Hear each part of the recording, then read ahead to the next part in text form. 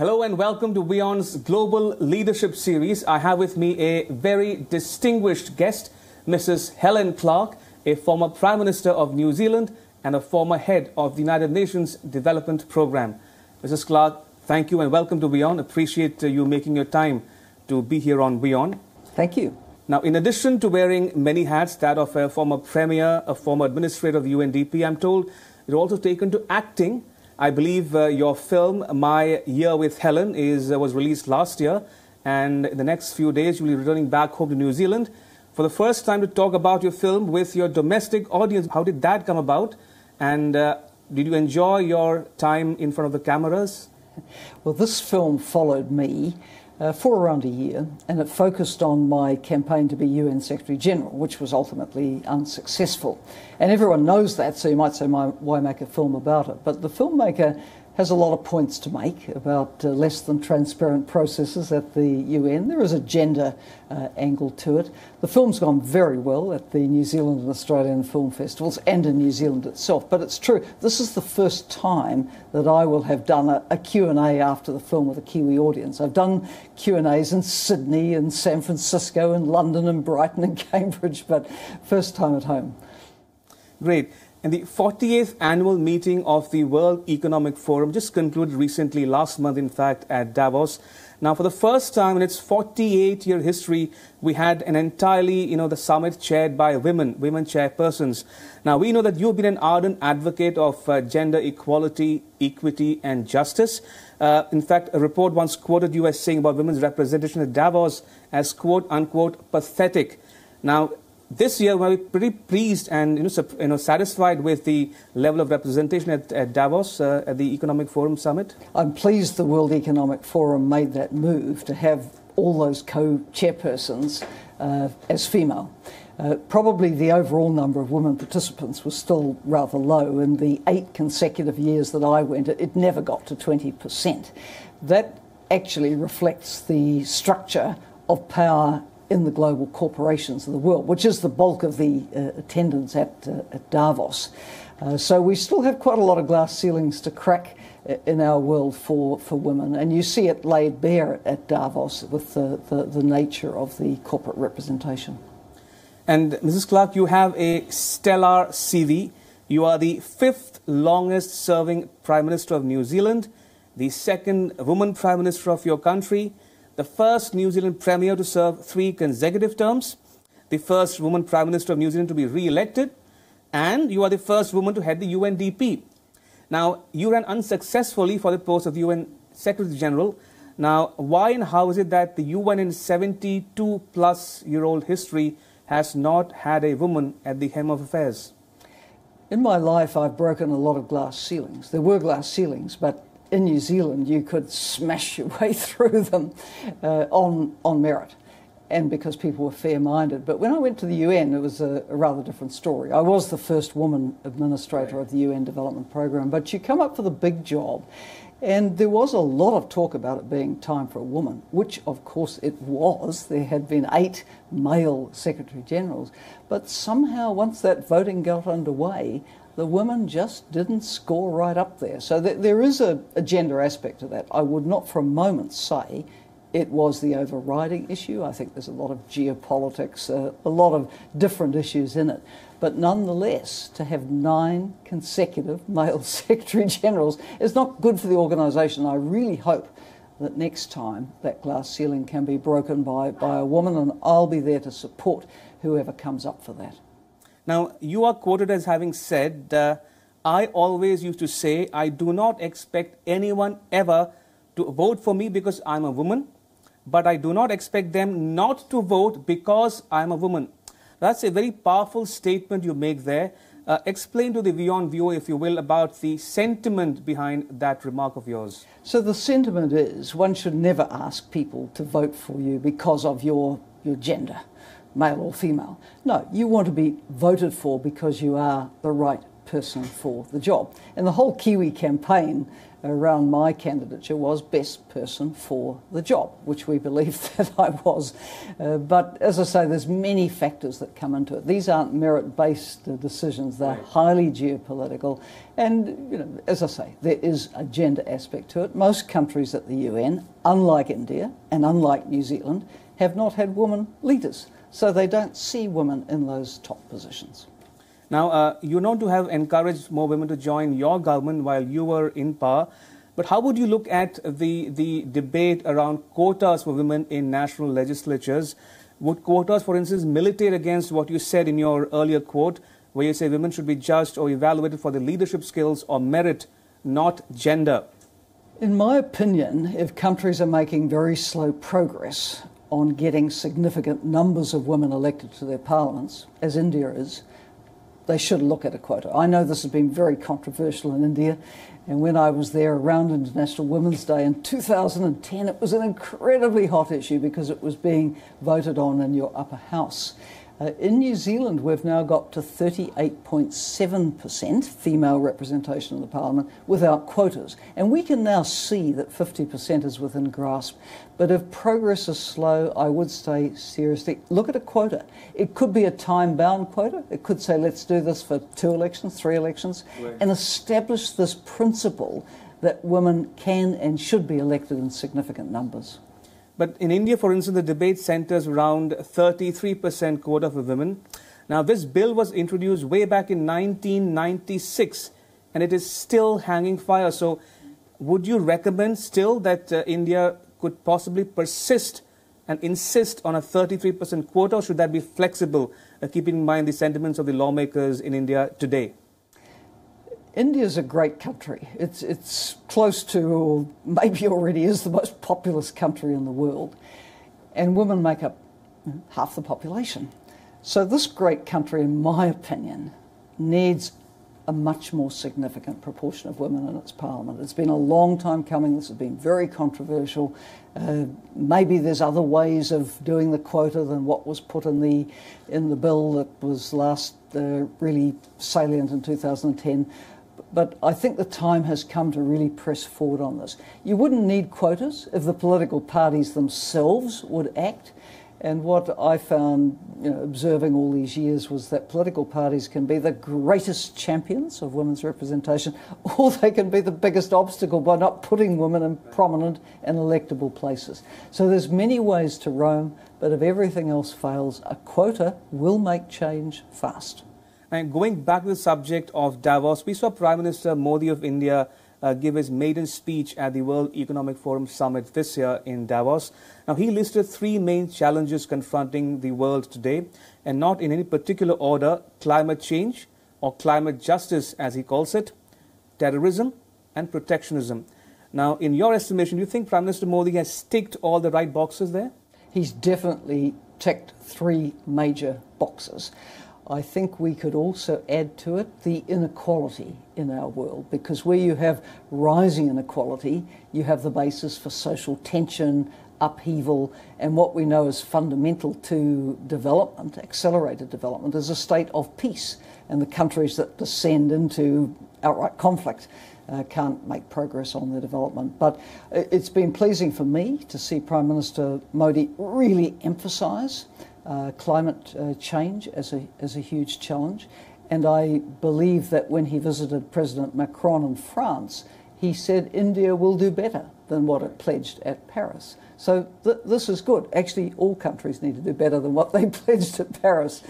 So we need to see more leaders making those statements. What I see happening is India and also China as a major rising power, both picking up the big multilateral issues, climate change and the trade issues, both saying we want strong multilateral agreements. Everybody's got to be in on this. We've all got to act. And they are filling a bit of a vacuum now where the US isn't so keen on multilateralism, but the rising powers are saying this matters to us. I come from a small country. It matters enormously to a small country because we don't have power or might, and we need the big countries being very positive about multilateralism. And talking about Prime Minister Modi, he's someone who believes in trying to establish a personal rapport with world leaders. Handshakes do not suffice. He goes in for bear hugs with world leaders.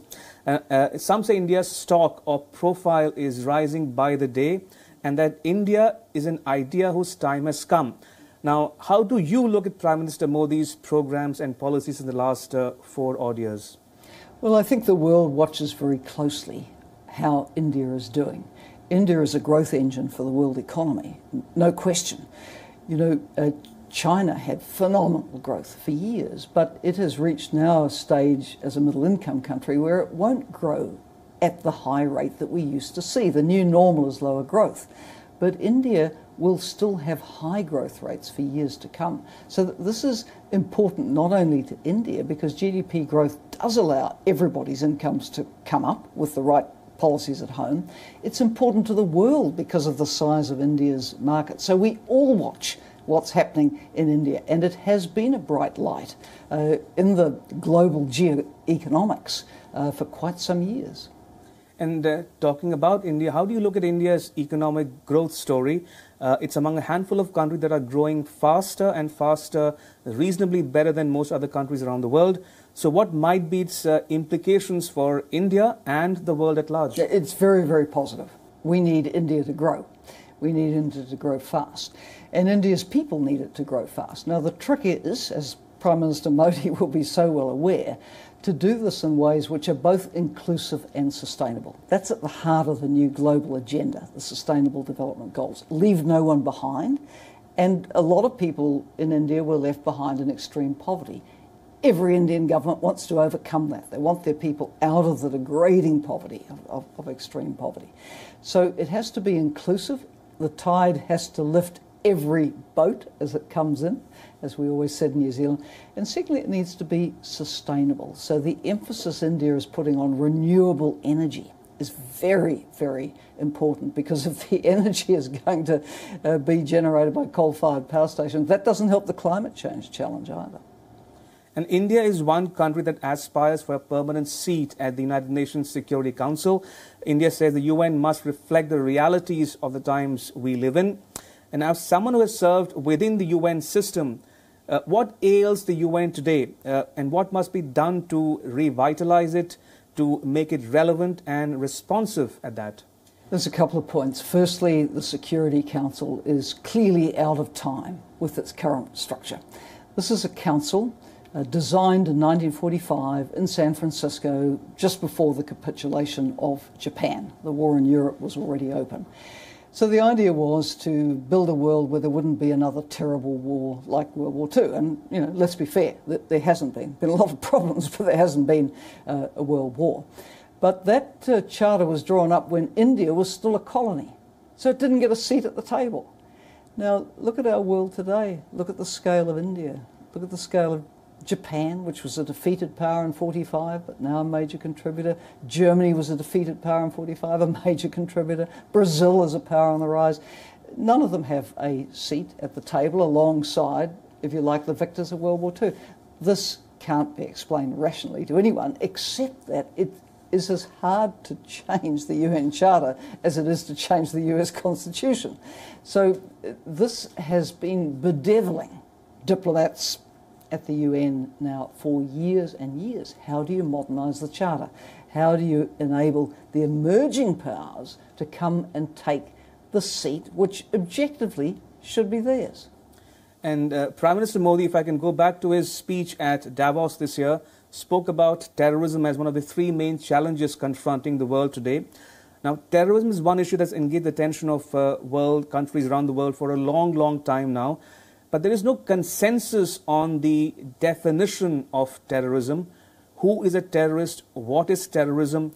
India moved to the Comprehensive Convention on International Terrorism, or CCIT, way back in 1996. 21 years later, we are still not anywhere closer to actually implementing, adopting that proposal. Now, mind you, this was 5 years before the world actually heard about 9/11 attacks in New York. So where do you think the problem lies? Well, it is so complicated. There's so many layers of meaning around this. Because if you go back through history, those who fought for their country's freedom from colonialism through armed struggle were also deemed to be terrorist. The terrorist later emerges as a statesman called Mandela or Janana Gusmao.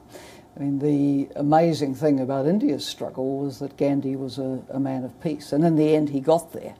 But others did take an armed struggle route. So then fast forward to today's terrorism, which is of a different nature. It's driven by ideology. But then when you look into who joins, often it isn't about ideology. You know, I have had the privilege of travelling so widely in my position as UNDP administrator to regions like the Sahel, which now have a significant problem with terrorism. Who are the recruits? Young people with nothing better to do. Who pays? Terrorists, traffickers, criminals. So we also have to look at some of the root causes of the recruitment into these terrorising gangs these days and say, you know, could we do better for the world's youth and drain the swamp of terrorism that way as well? But Mrs. Clark, how long would you think the world will quibble over semantics?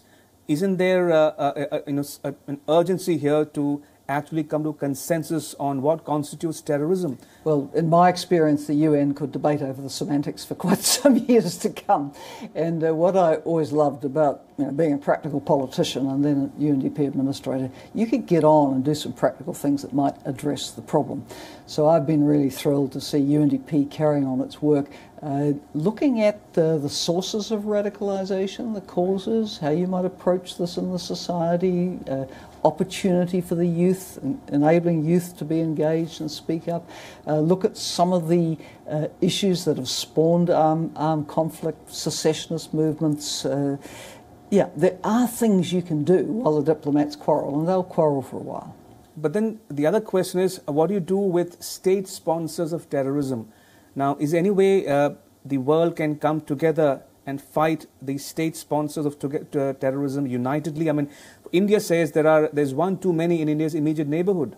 Well, it's true. There are state sponsors of terrorism, and that's very problematic because that terrorism is going to have more resources and backup to it than other sources of terrorism. So it does call really for continuing to try to bring everybody into the tent around the global agreements. I mean, I don't want to draw exact parallels with trade and climate, but if we try to get agreements and significant players aren't in, it's a problem. It's the same with terrorism. If not every state is going to sign up to global agreements because some of them are actually sponsoring it, it's a problem. And talking about the phenomenon of terrorism, you mentioned some of the root causes. Now, specifically speaking, who or what do you hold responsible for fomenting terrorism? Is it the so-called Wahhabist or Wahhabism or Wahhabist ideology, emanating from West Asia, Middle East, as others call it?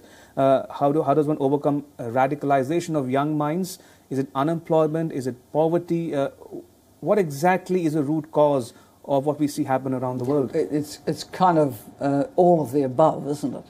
And what struck me as a much younger politician visiting Indonesia was how the occupation of the Palestinian territories was felt as a huge grievance all the way to the end of the Islam world in Southeast Asia. So let's not underestimate what a festering sore that occupation has been. Now, I take the view you can never make excuses for a violent act. You can't. But equally, we would be silly if we didn't look at the context of where grievances started to bubble from. And that long-running, festering irritant of Palestinians not having their own state, being under occupation, has, I think, been a source of grievance. So that needs to be dealt with. But in our current climate, how likely is that? As Prime Minister of New Zealand, Mrs. Clark, you decided to send troops to Afghanistan. How do you see the situation obtaining in Afghanistan today, and who or what do you blame for the spate of attacks that we see happen in Afghanistan, in recent weeks and months? Well, firstly, after the fall of the Taliban regime, the UN did set up its own mission, and it did ask for countries to do what they could to help the security of Afghanistan. So we did send people. We sent some special forces, 3 deployments in my time, and we also sent a provincial reconstruction team, which was quite popular in the Bamiyan province where the Hazara people are, and the substantial Hazara community in New Zealand. So what went wrong? Well, firstly, I think many feel that then the US attention moved away from Afghanistan towards Iraq and the invasion of Iraq.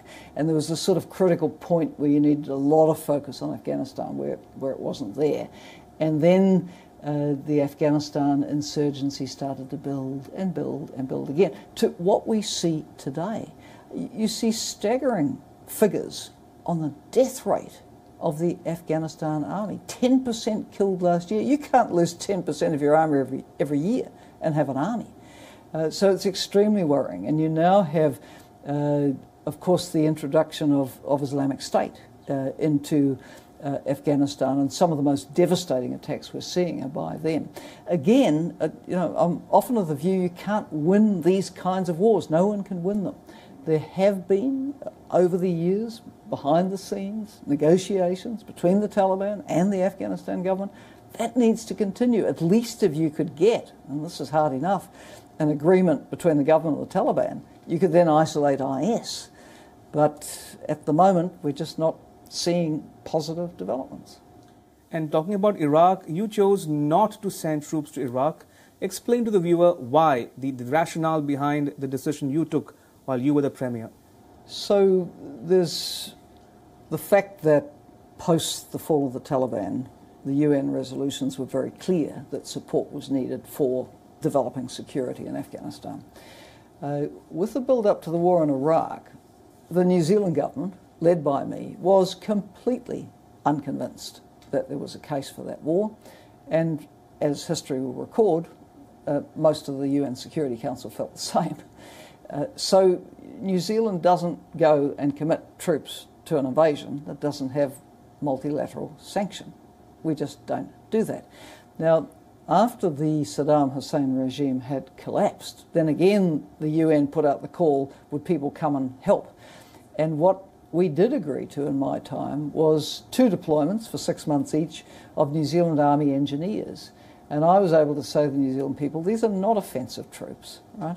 But those engineers were going into quite dangerous locations around Basra, and they were helping put the electricity and the water supply and do basic construction for schools and hospitals, which was useful. Actually, towards the latter part of their stay, it became too dangerous even to do that, and they left, and we had no more involvement at all. But I do feel very strongly that that invasion should not have happened. Do you think, with the benefit of hindsight, the Iraq war was avoidable, unjustified? And what about the killing of Saddam Hussein? Do you think that in some way can be responsible for the ills plaguing the region today? Well, I think that war was avoidable, and I think it was unjustifiable. I think Saddam Hussein was a bad man, but his own people should have dealt with him, right? It wasn't a matter for international intervention, nor was there any credible evidence that he had so-called weapons of mass destruction. So the whole pretense around it was false.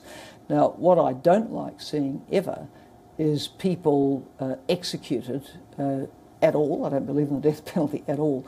But to see these extrajudicial killings when someone is captured, whether it's former President Gaddafi or Saddam Hussein, I think it's wrong. I think people, this shouldn't happen.